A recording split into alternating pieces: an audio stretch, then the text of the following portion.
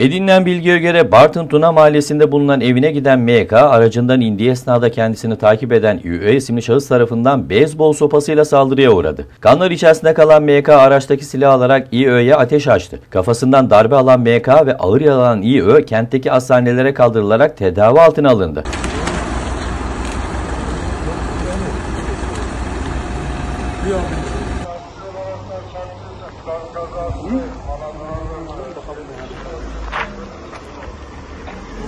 İÖ'nün ağır yaralı olduğu öğrenilirken kafasına darbe alan MK'nın doktor tedavisinin ardından gözaltına alındığı öğrenildi. Şahıslar arasında geçmişten gelen bir husumet bulunduğu belirtildi.